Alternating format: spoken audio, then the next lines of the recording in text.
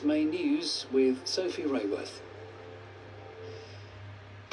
Tonight, the man who looks set to be Prime Minister in 3 weeks' time, Andy Burnham, lays out his vision of the future. I am going to do things differently. I am going to break with the more of the same approach that has got us here. I am going to give Britain the circuit breaker it needs. Also on the programme, after 3 years, resident doctors in England have voted to end the rolling strikes over pay and jobs. Former MP Craig Williams, who was aide to the then Prime Minister Rishi Sunak, pleads guilty to cheating at gambling with bets on the date of the 2024 general election. The ooh-ah bird is so called because it lays square eggs. And one of the biggest stars of the 1970s and 80s, Dame Penelope Keith, famous for The Good Life and To the Manor Born, has died, aged 86. I don't understand. And here in Look North, a father tells an inquest a mental health hospital caring for his teenage daughter was a chaotic hellhole. And the North East elected mayor welcomes Andy Burnham's plan for more power in the regions.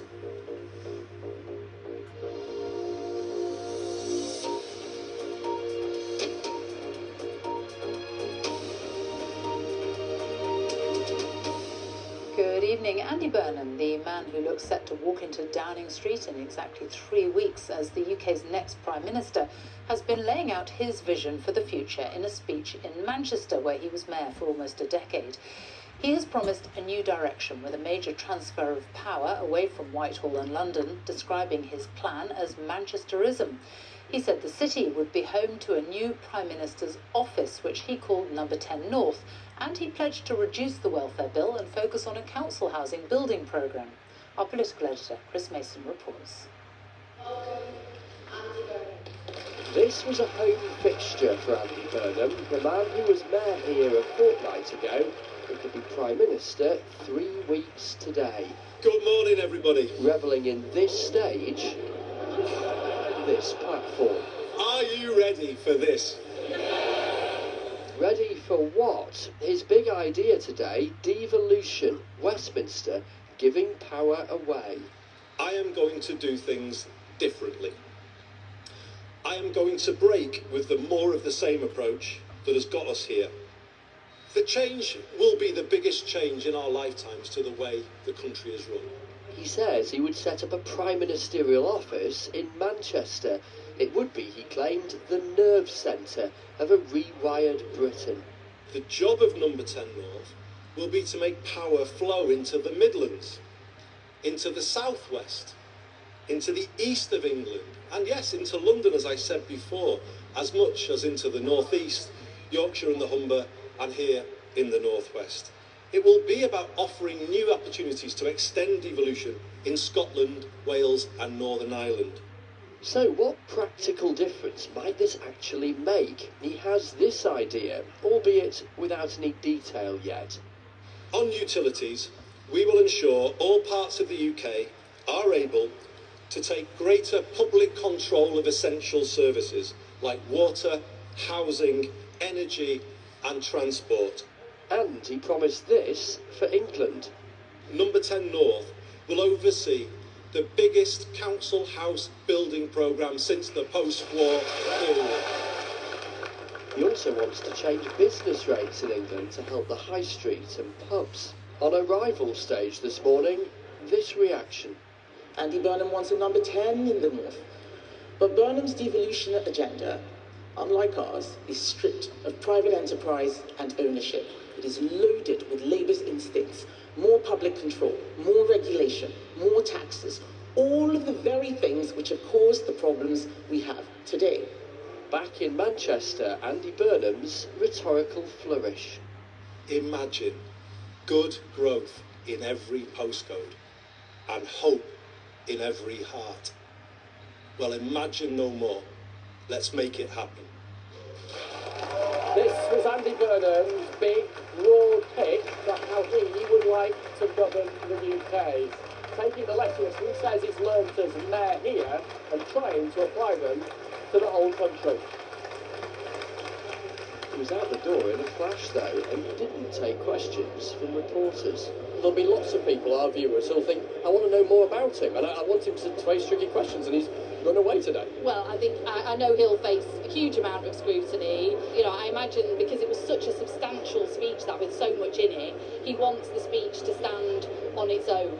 This number 10 in the North idea, I mean, it's all very well, but from your perspective, it's the wrong side of the Pennines, isn't it? Well, I'm not going to fight about that. It's a small train ride. But as he said, it isn't just for the North. Look, good luck to him. A speech doesn't change anything, but it's the start of that change that I think people want to see. This, then, the essence of that start. Andy Burnham's pitch. He's a heavyweight with hope. Chris Mason, BBC News, in Manchester.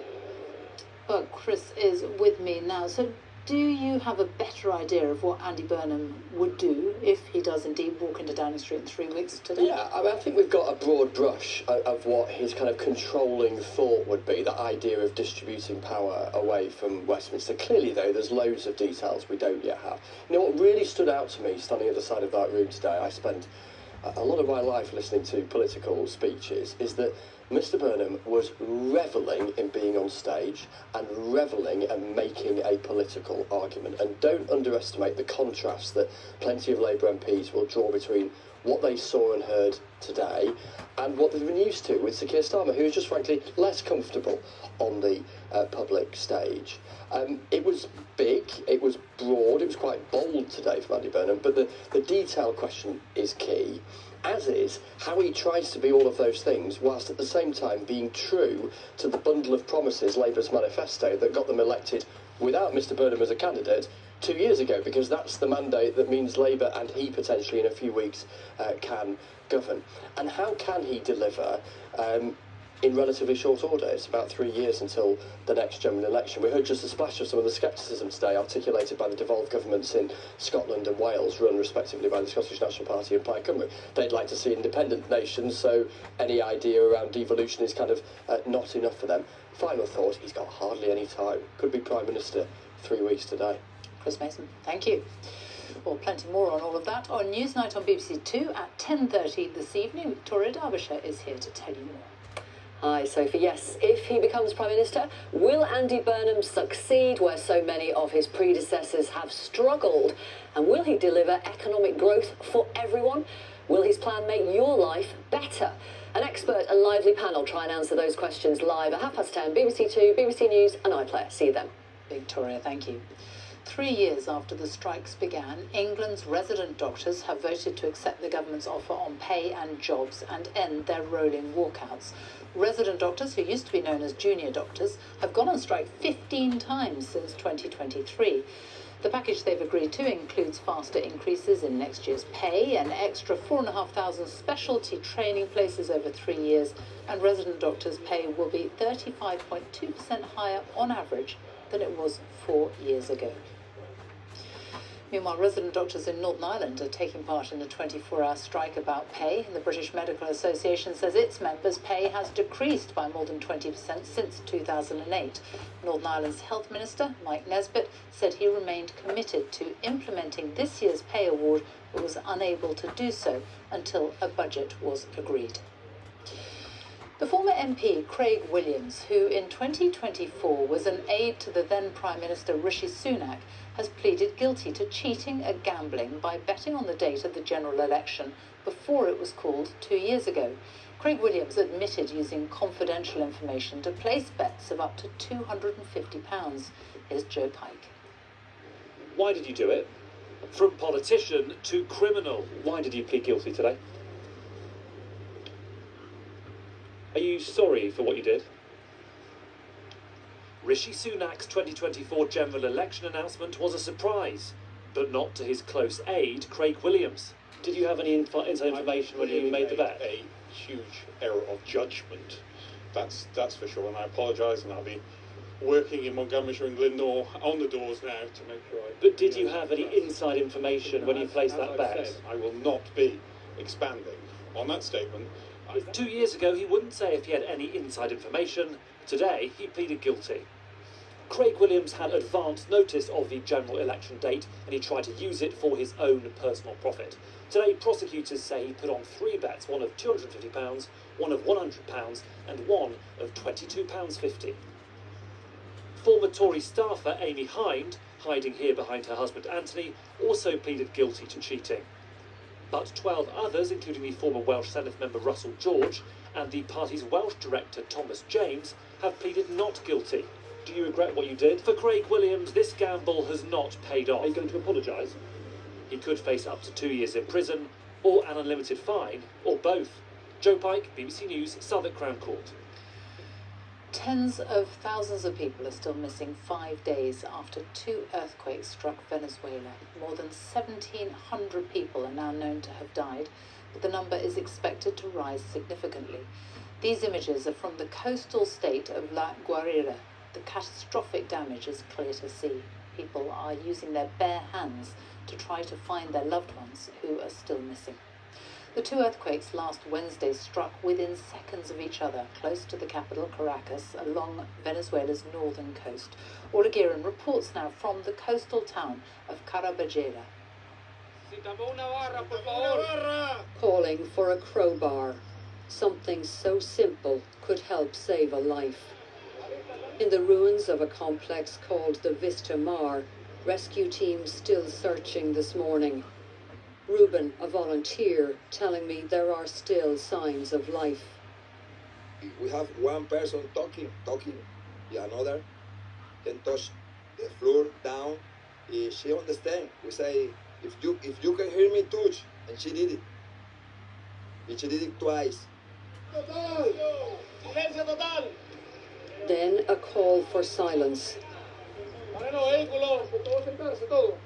And the instruction, sit down and stay still, so specialist radar equipment can be used.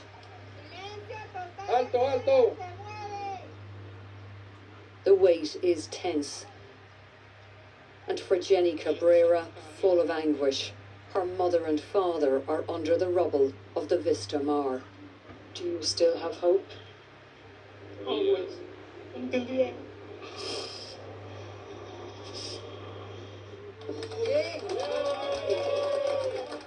Who can blame her when there are moments like this?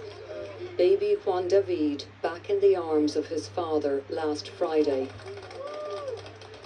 And here a glimpse of his mother, Diana. Now recovering at a clinic in Caracas, she told the BBC her son was the reason she survived. He was my driving force, she says, so I stayed awake and alert. Every now and then I touched his nose.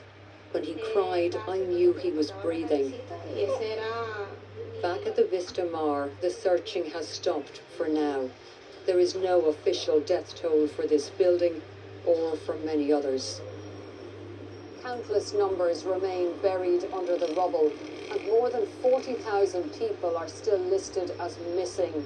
It could be a long wait for the final death toll. Critics here say the government may be in no rush with the numbers. They say it has systematically lied about bad news for years.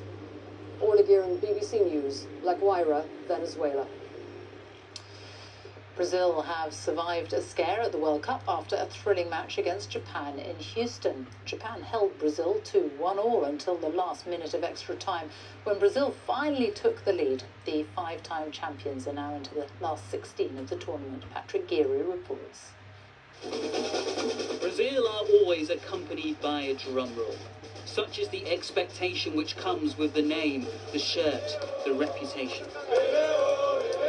But opponents Japan have high standards themselves. Their aim is to win the World Cup. And Kaishu Sano's aim was spectacular. It's a brilliant finish! It's stunning, shocking. Not least to Brazil, who felt he should have been sent off earlier. In the second half came their response. And Casemiro scores! It's 1-1 in Houston. Casemiro's header, a nation's relief. Big finish. Brazil, dance on. Patrick Geary, BBC News. The England cricket captain Ben Stokes' final match in the international game has ended in defeat. New Zealand thrashed England by 160 runs at Trent Bridge to wrap up the 3-match series. It's England's 7th defeat in 9 tests. Andy Swiss reports. He's seen a few cricketing miracles in his England career, and Ben Stokes arrived hoping for a final one. Before the start, the crowd were treated to his greatest hits, along with the man himself. But if he looked subdued, he soon had good reason. Joe Root brilliantly run out, and England's chances went with him. Having batted yesterday, Stokes was helpless as New Zealand emphatically won the match, and with it the series. And for England, Bazball dies where it all began. Not the ending he or his fans had wanted, but Stokes insisted he had no regrets. There's excitement, there's sadness, and all that kind of stuff that you go through. But at the end of the day, it's the person who makes the choice, which is myself, knows that it's the right one for me. And for the fans, there was frustration, but above all, sadness. There's a change that's needed in England. We'll see what happens. How much will England miss him? Massively. On and off the field, you see what not only the young players, but you see the young talent coming through. Well, there are still plenty of questions about why Ben Stokes has retired, especially after the last match following that nightclub incident. But the fans here know they have seen the end of an era. And this is what they'll miss.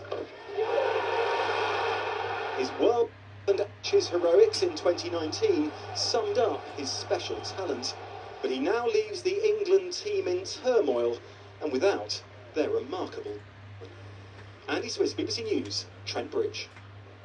Thousands of tennis fans have descended on southwest London for the opening day of Wimbledon. Among the big names in action today were the defending men's champion Jannik Sinner and the women's world #1 Aryna Sabalenka. But it was a bad day for the Brits, as Katie Gorman reports. The defending men's champion opens proceedings on day one. Jannik Sinner returned to Wimbledon as the man to beat. His title defence nearly fell at the first hurdle. Serbia's Mijomir Kecmanovic was inspired against the world #1, and for Sinner, there were moments of real concern. Thankfully, he picked himself up from this and was able to continue, coming through in 5 sets. The face of a very man. Day one at Wimbledon brings plenty to see, but missed this year are 2 big stars. Jack Draper came here hoping his body would hold up. This afternoon he was forced to pull out of the tournament with a recurring arm injury. It followed Emma Raducanu's withdrawal last night after she was diagnosed with a stress fracture in her lower leg. First round hopes then turned to British men's #1 Cameron Norrie, who was up against a qualifier ranked 144th in the world. Easy? Far from it. Michael Zen pushed Norrie through 5 gruelling sets. The win of his life. A rare first-round defeat for Britain's only seeded singles player. Yeah, it means so much. This is what I think every kid dreams of, to play on a court like this in front of so many people. You know, such an accomplished player, so it's an amazing feeling. Norrie was one of 9 British players the day of the championships. Many were handed tough draws, but all unable to turn home support into a place in the second round. And we're now up to 10 players out, because in the last few minutes Fran Jones has lost her first round match to France's Diane Perry. Elsewhere, many of the big names are through, though. Women's top seed Aryna Sabalenka dominated her first round match and won in straight sets. And right now on centre court, Novak Djokovic has got his Wimbledon.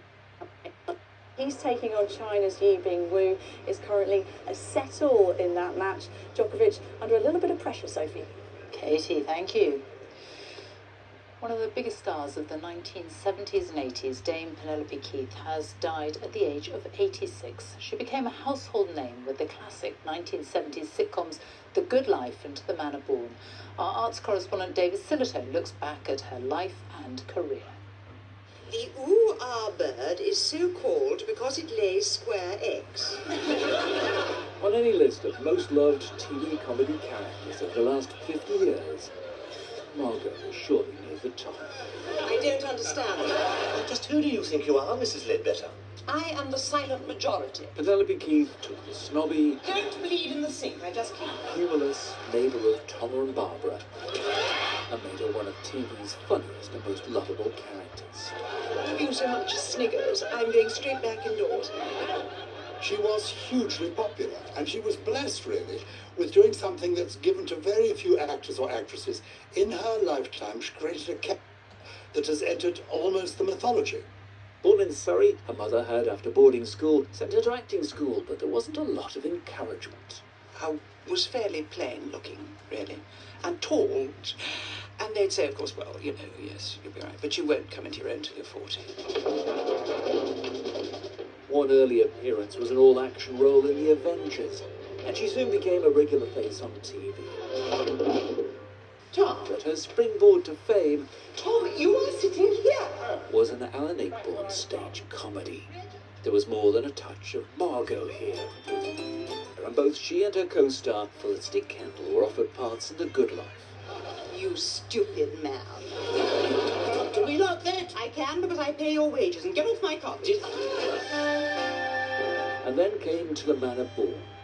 We've been here through wars, plagues, floods, famine, and Labour governments. While her acting school had never thought of her as a romantic lead, that's what she became in a TV comedy that broke viewing records. Nearly 24 million at its peak. Please tell me why it's funny. And her Good Life co-star Felicity Kendall today paid tribute to a friend who was, she says, a joy to know and a comic genius. Penelope Keith.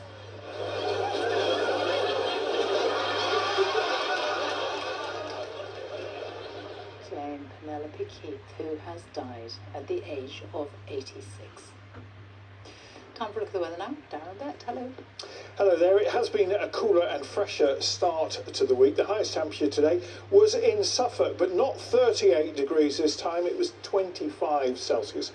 But here and across the southeast of England, there's going to be very little rain over the week ahead, even though the winds are coming in from the Atlantic. Most of the wet weather, as you can see here, is going to be in the northwest, and it's going to come from two areas of low pressure.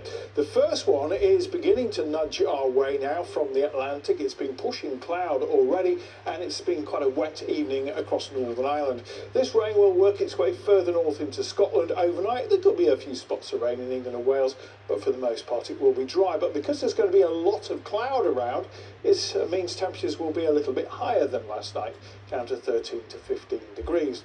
Tomorrow could start quite cloudy and a wet start for Scotland and Northern Ireland. That rain will break up into showers which will drift into England and Wales. Some of the showers will be heavy with some thunder, southern Scotland, Northern Ireland, northwest England. It's going to be late on before we see any significant showers into eastern England. So here it's going to be warmest once again, and those temperatures look very similar actually to what we had today.